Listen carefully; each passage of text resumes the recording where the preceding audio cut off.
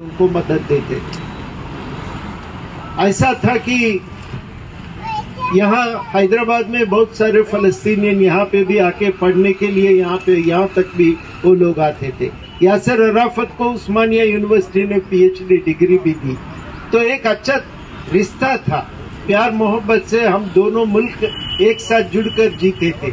Israel से हमारा कोई ज्यादा रिश्ता नहीं था, लेकिन जब ये लोग आ गए तो ये लोग अभी सरकार बदल गया इंडिया, यहाँ के लोग अभी इजराइल को मदद देते हैं। कोई फालस्तीनियन की तकलीफ को समझने के लिए हमारी सरकार ने कोई कोशिश नहीं करते हैं।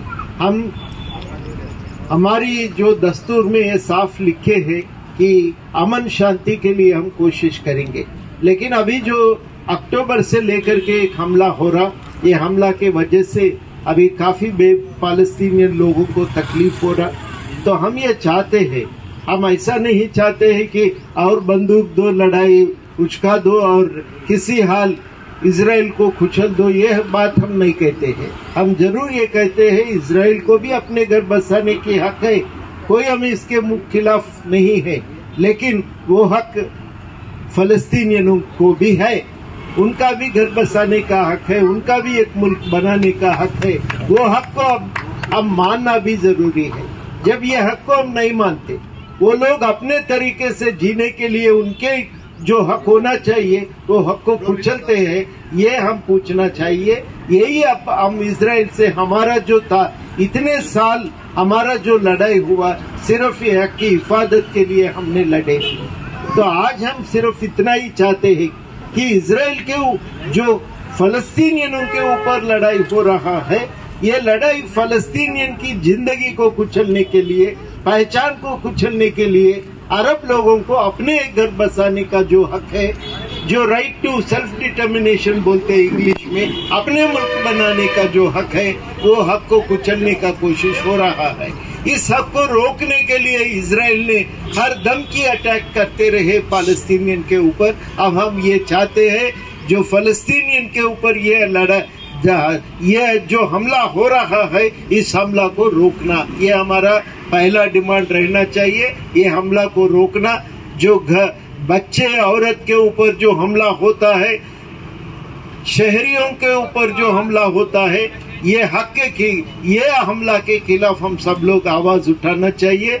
जो बेबस होते रहे, हजारों पैमाने पर जो बेबस होते हैं, उनकी मदद में हम लोग कोशिश करना चाहिए, हमारा आवाज भी उठाना चाहिए। हम ये भी चाहते हैं, अभी जो नुकसान हुआ इसको तुरंत रुकना है, ये हमला को तुरंत रुकना है, ये भी हमारा डिमांड है। इसको हासिल करने के लिए, ये लड़ाई को रोकने के लिए हिंदुस्तान की सरकार अपने कोशिश जारी रखना, ये हमारा जिम्मेदारी है सरकार के ऊपर। हमारा दस्तूर ने ये साफ बताया कि पूरी दुनिया में अमन शांति कायम रखने के लिए हिंदुस्तान अपनी कोशिश जारी रखेगी।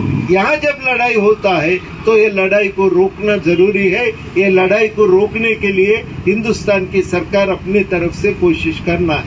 तो ये हमारा डिमांड्स है। इसको हासिल करने के लिए हम जैसे लोग बैठेंगे, बातचीत करेंगे, सरकार के ऊपर दबाव ले आएंगे, ये हमारा जिम्मेदारी बनता है। शहरी होने के नाते, हिंदुस्तान की शहरी होने के नाते, दस्तूर ने जो हक हमें दिया कि पूरी जो फलस्तीनियन के ऊपर जो हमला है उसको रोकने का जिम्मेदारी सरकार उठाना है, और उसके लिए सरकार अपनी कोशिश पूरी इंटरनेशनल ऑर्गेनाइजेशंस में, खासकर यूनाइटेड नेशंस ऑर्गेनाइजेशंस में करना भी चाहिए। ये हमारा डिमांड रहता है। तो हम ये जानना चाहिए कि आपकी क्या जिम्मेदारी है, क्यों आप लोग मीटिंग रखते हैं। तो सवाल करेंगे हमें, जब हम सवाल करेंगे तो हम ये साफ बताना है, हिंदुस्तान की शहरी होने के नाते हम जो दस्तूर में लिखे हैं उसको हासिल करने की कोशिश कर रहे हैं। दस्तूर में क्या लिखे? अमन शांति कायम करना सरकार की जिम्मेदारी है। ये जिम्मेदारी सरकार निभाना है, ये हमारा डिमांड है।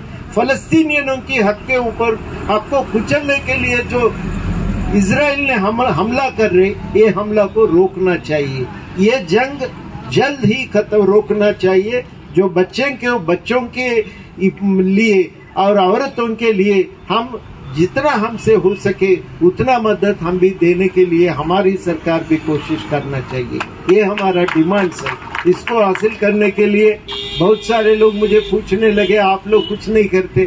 तो जब रात में साहब फोन किया तो मुझे बहुत खुशी हुआ। अजीज पाशा साहब कम से कम उन्हें तो जिम्मेदारी उठाई। तो ये मीटिंग यहाँ रुकना भी नहीं चाहिए। मेरे ख्याल में हम इससे थोड़ा बड़े पैमाने पर एक कॉन्फ्रेंस भी लगाएंगे और कॉन्फ्रेंस चलाने के लिए मैं भी मदद देता हूँ अजीज पाशा साहब को। ये होना चाहिए, बहुत सारी मीटिंग होना, हम लोगों को भी समझना है। अक्सर गलत इंफॉर्मेशन जा रहे लोगों को। ये लोग समझ रहे कि फलस्तीनियन लोग उल्टा हमला किए, ऐसा नहीं है। फलस्तीनियन के ऊपर हर रोज इजराइल की हमला होता है।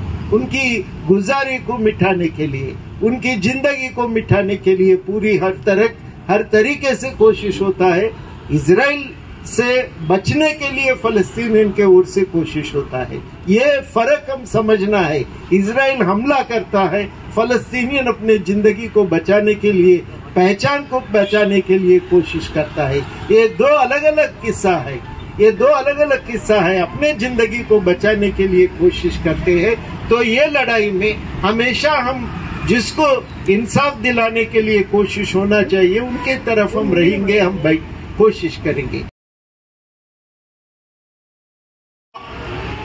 ఇక్కడ పాల్గొంటున్నటువంటి అవాజ్ రాష్ట్ర బాధ్యులు కోదండరామ్ గారు, లేకపోతే లెక్చరర్స్, ప్రొఫెసర్స్, ఇంటెలెక్చువల్స్ అంతా ఇక్కడ ఈ మండుటెండలో ఈ ధర్నా చౌక్ లో పాల్గొని ఈ నిరసన కార్యక్రమం చేయడానికి గల ఉద్దేశాన్ని నాకు ముందు మాట్లాడినటువంటి వక్తలందరూ సమయంగా వివరించడం జరిగింది.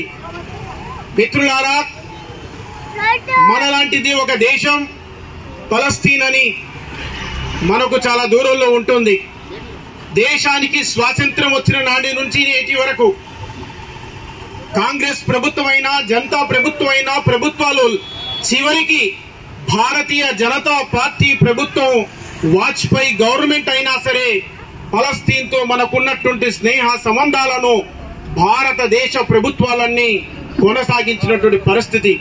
కానీ నేడు ఉన్నటువంటి నాజీ సిద్ధాంతాలని, హిట్లర్ని తమ దేవుడుగా భావించేటువంటి బీజేపీ, నరేంద్ర మోడీ వారి ఆధ్వర్యంలోని ప్రభుత్వం భారతదేశ చరిత్రకు విరుద్ధంగా ఫ్యాసిస్టు విధానాలైన ప్రపంచ ప్రజల పచ్చి నెత్తురు పీల్చే పైశాచికంగా అమెరికా చెప్పు చేతల్లో కీలుబొమ్మల్లాగా ఆడుతున్నటువంటి ఇజ్రాయెల్ దేశానికి సపోర్ట్ చేస్తూ ప్రపంచంలో భారతదేశానికి ఉన్నటువంటి సగౌరవాన్ని మొత్తాన్ని సర్వనాశనం చేసేటువంటి పరిస్థితి. అసలు పలస్తీన్ లో ఏం జరుగుతా ఉంది, ఎందుకు నిరసన చేయాల్సి వస్తుంది అనే అంశాలని ఇప్పటికీ దాదాపుగా 7-8 వక్తలు ఉర్దూలో, హిందీలో వారు ఎక్స్ప్లెయిన్ చేయడం జరిగింది. ప్రజల్లారా, భారతదేశం సరిహద్దులు లేని ప్రపంచంలోని మానవులంతా సుఖ సంతోషాలతో ఉండాలని, అది ఏ భాష మాట్లాడినా, ఏ భగవంతుణ్ణి కొలిచినా ఈ భూమి మీద పుట్టినటువంటి ప్రజలందరూ మనుషులుగా జీవించే స్వేచ్ఛ వాయువు ఉండాలని కోరుకునేటువంటి దేశం మనది. అట్లాంటి దేశం ఈరోజు ఇజ్రాయెల్ లాంటి దేశాలను వ్యాపార పరంగా, రాజకీయ పరంగా, యుద్ధాల పేరు పరంగా వారి సపోర్ట్ చేయడాన్ని ఖండిస్తున్నాం ఈ వేదిక ద్వారా. పలస్తీన్ అనేటువంటి దేశాన్ని రెండో ప్రపంచ యుద్ధంలో తదనంతరం కామ్రేడ్ స్టాలిన్ గారి నాయకత్వంలో రెండో ప్రపంచ యుద్ధాన్ని ముగించేసి జర్మనీని తూర్పు పశ్చిమగా దించిన తర్వాత ఆ రోజు ఉన్నటువంటి హిట్లర్, జ్యూస్ అనబడేటువంటి మొత్తము ఆ ఉన్నటువంటి ఒక సమూహాన్ని నాశనం చేయడానికి పూనుకొని ప్రపంచంలో, జర్మనీలో, ఇతర ఏ ప్రదేశంలో యహూదీస్ అనబడే జ్యూస్ ని కనబడితే వాళ్ళని హతమార్చున్నటువంటి తరుణంలో ఈ రోజు ఉన్నటువంటి పలస్తీన్ ముస్లింలు, క్రిస్టియన్స్, ఇతర కులస్తులు, మతస్థులందరూ కూడా మక్కా కంటే ముందు ఖిబ్లా అవ్వలుగా పిలుచుకున్నటువంటి ఫలస్తీన్ ని పవిత్ర భూమిలో ఇజ్రాయిల్లకు స్థానం ఇచ్చడం జరిగింది. అన్నం పెట్టిన కాడ సున్నం పెట్టాలనేటువంటి రీతిలో ఇజ్రాయెల్ వాళ్ళు మొత్తం దేశంలో ఆక్రమించుకొని ఫలస్తీనుల పైన దాడులు చేస్తా ఉన్నారు. అక్కడ ఏం జరుగుతుందో ఎలా జరుగుతుందో వివరించడానికి ఇక్కడ సమయం సరిపోదు, ఎందుకంటే మనకు 2 గంటల వరకే చివరి టైం కాబట్టి. కానీ ఒక విషయం మాత్రం నాకున్నటువంటి 2 నిమిషాల టైంలో నేను స్పష్టం చేయదలుచుకున్నాను. ఆల్ ఇండియా తంజీమే ఇన్సాఫ్ ఈ చిన్న స్థాయిలో అయినా సరే ఒక ప్రయత్నాన్ని చేయడం జరిగింది. అన్ని సంఘాలను, రంగాలను, శాంతి కోరుకునే ప్రజలను, ఇంటలెక్చువల్స్ ని, మేధావులను ఏకం చేసి భారతదేశంలో ఉన్నటువంటి శాంతి కబోతాలన్నీ కూడా, శాంతిని కోరే ప్రజలందరూ కూడా ఫలస్తీన్ పక్షాన నిలబడి ఈ దేశ ప్రభుత్వాలను కూడా వాళ్లకు న్యాయం చేసే రకంగా వాళ్లపై ఒత్తిడి తీసుకురావడానికి పోరాడుతుందని, అందుకు